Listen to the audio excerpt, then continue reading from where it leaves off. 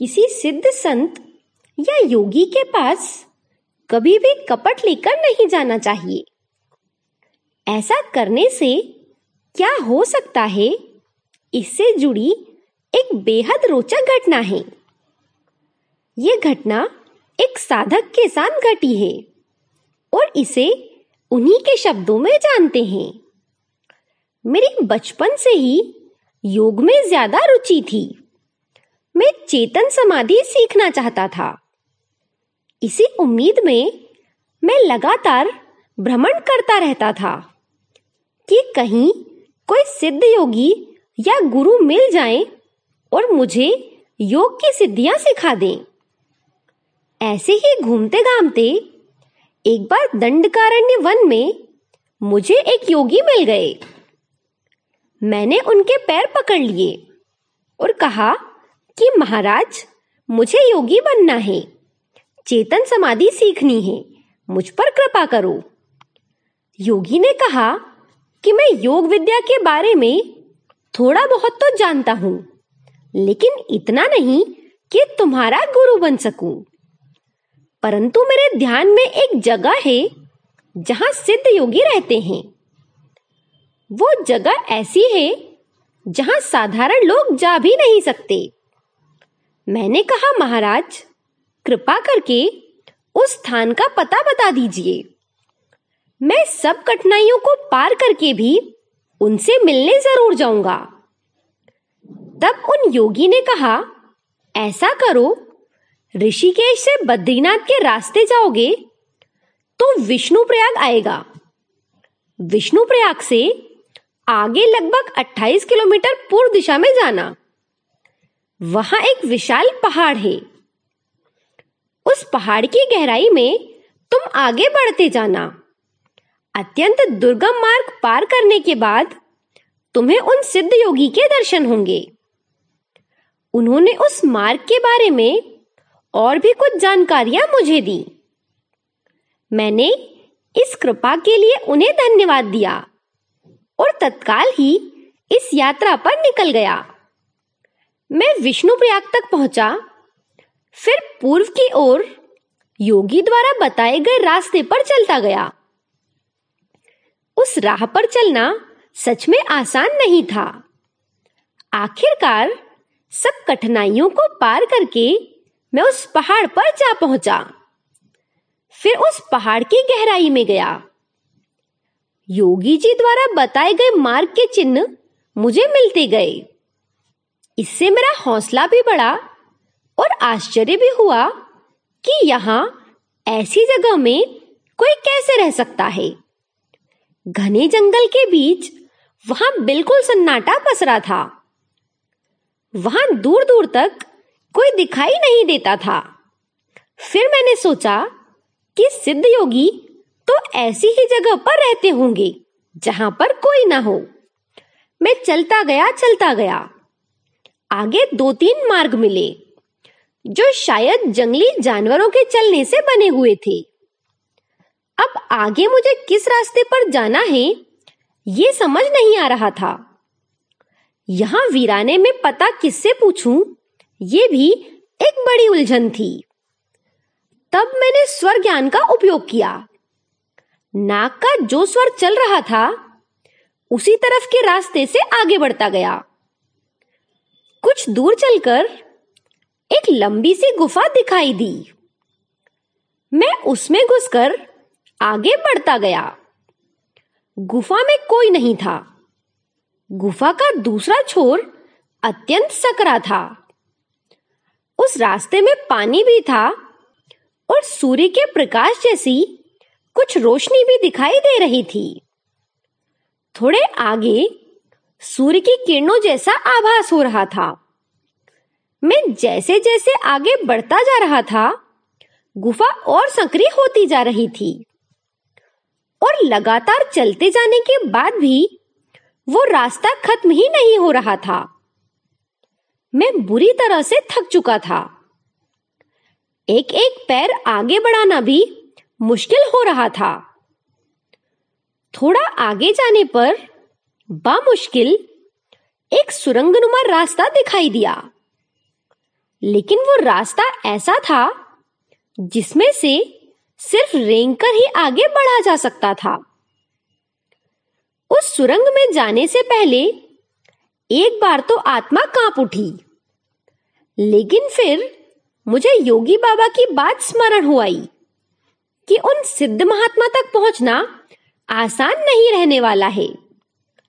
जो होगा सो होगा सोचकर जैसे सांप रेंगते हुए चलते हैं, ऐसे ही मैं लेटकर अपने शरीर को सुरंग में आगे धकेलने लगा। सुरंग में घना अंधेरा था। ऐसा लगता था कि अब मेरी मौत निश्चित है, क्योंकि आगे रास्ता सूझता ही नहीं था और पीछे लौटा भी नहीं जा सकता था।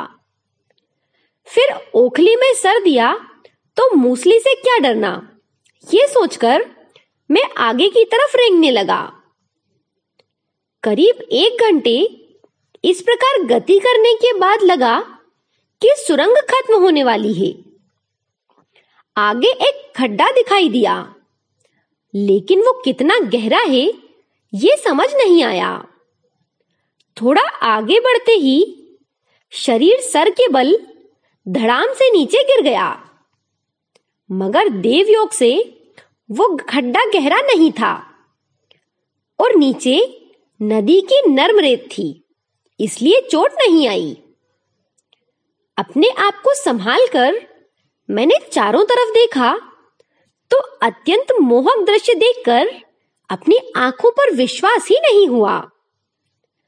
चारों तरफ फूल के पौधे, एक सरोवर और हिमाच्छादित पहाड़ों की दीवार आंखों के सामने थी।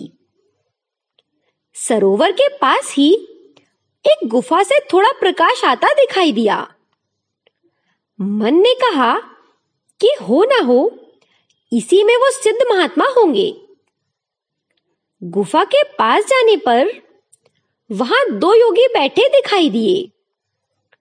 एक की लंबी सफेद दाढ़ी और विशाल शरीर था और दूसरे योगी की काली दाढ़ी और सामान्य शरीर था। दोनों के चेहरे से एक रहस्यमय प्रकाश निकल रहा था। ऐसा प्रतीत हो रहा था जैसे वो दोनों गुरु और शिष्य हों। उनके दर्शनों से मन में अचानक शांति छा गई और आश्चर्यजनक रूप से इस कठिन सफर की थकान भी गायब हो गई। वे दोनों योगी ध्यानमग्न थे। मैं वहां जाकर कुछ समय बैठा रहा। कुछ समय के बाद युवान योगी ने आंखें खोली और कहा, अच्छा तुम आए हो, यहां कैसे पहुंच गए? मैंने उन्हें अपना परिचय दिया और योग सिद्धियां सीखने की जिज्ञासा व्यक्त की। उन्होंने कहा, तुम्हें भूख लगी होगी, पहले कुछ खा लो। मैं सोच रहा था कि यहां भोजन कहां होगा जो मैं खाऊंगा। इतने में वे योगी बोले, सरोवर के पास एक टोकरी रखी है, उसमें भोजन है, जाओ और भोजन ग्रहण करो। लेकिन ध्यान रखना, जितनी जरूरत हो उतना ही भोजन लेना, झूठा बिल्कुल मत छोड़ना।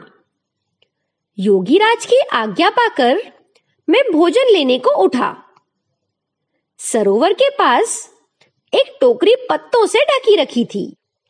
मैंने मन ही मन सोचा कि इसमें अवश्य कुछ कंदफल होंगे, मगर ज्यों ही मैंने पत्ते हटाए तो देखा कि उसमें गर्म कचौरियां और बूंदी के लड्डू थे, जो कि मुझे बेहद पसंद थे।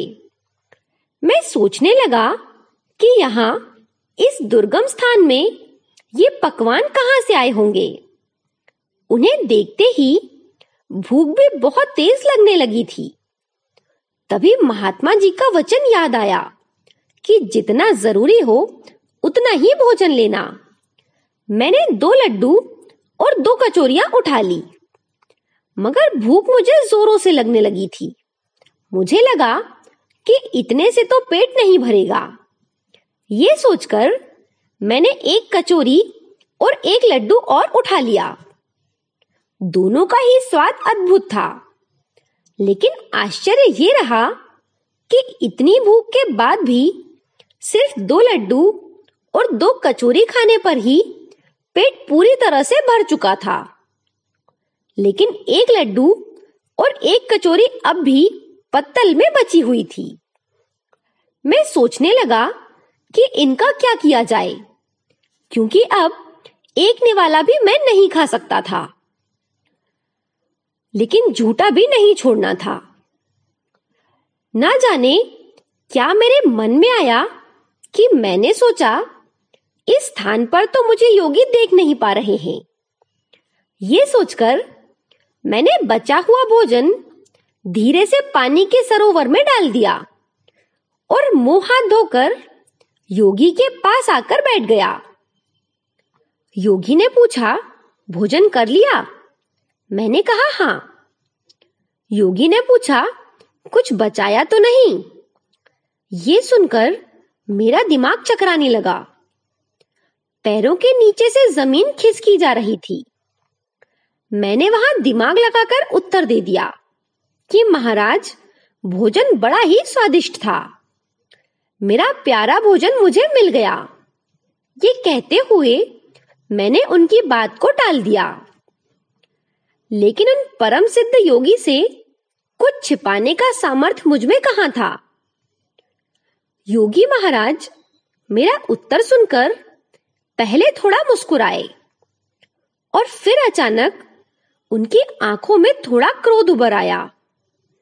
ऐसा लगा मानो उन्होंने मन ही मन सोचा कि योग सीखने आए हो और साथ में कपट लाए हो। अगले ही पल उन्होंने कहा, अच्छा यहां बैठो, तुम्हें योग सिद्धियां सीखनी है ना? आओ, इधर आओ और पद्मासन लगाओ। पेट भरा है और पद्मासन नहीं लगता तो भी कोई बात नहीं, सिद्धासन लगाओ और अपनी आंखें बंद करो। मेरे समझ में कुछ भी नहीं आ रहा था कि ये क्या हो रहा है, लेकिन मैंने आंख बंद करके जो ही ध्यान करने की कोशिश की तो मुझे शोरगुल सुनाई देने लगा। कानों में आवाज आ रही थी, गंगे मात की जय, काली कमले वाले बाबा की जय, हर हर महादेव। मैंने सोचा, ये क्या? कौतूहलवश आंखें खोली तो मुझे अपनी आंखों पर विश्वास ही नहीं हुआ। जब मैंने आंखें बंद की थी तब मैं हिमालय के उस वीरान क्षेत्र में था, और अब जब आंखें खोली हैं तो मैं ऋषिकेश के गंगा घाट पर बैठा हूं। मैंने आसपास के लोगों से पूछा कि ये कौन सा स्थान है, तो उन्होंने भी मुझे बताया कि ये ऋषिकेश ही है। ये सुनते ही मुझे अपनी गलती पर रोना आ गया और मैं वहीं फूट फूट कर रोने लगा। लेकिन अब भला रोने से भी क्या लाभ मिलता? अपनी गलती को ठीक करने के लिए मैं 3 बार उस स्थान को खोजने निकला, लेकिन फिर कभी भी वहां तक नहीं पहुंच सका। देव दुर्लभ उन महासिद्ध योगियों से झूठ बोलने का दुख मुझे आजीवन रहने वाला था। योग द्वारा अपने तपोबल से किसी को अन्यत्र पहुंचाने का वर्णन रामायण में भी आता है। स्वयंप्रभा ने हनुमान, अंगद, जामवंत आदि वानरों को अपने योग बल से अपने आश्रम से समुद्र किनारे पहुंचा दिया था। भारत के ऐसे सिद्ध योगियों को हमारा नमन। वीडियो पसंद आए तो इसे आगे शेयर कर दें। धन्यवाद।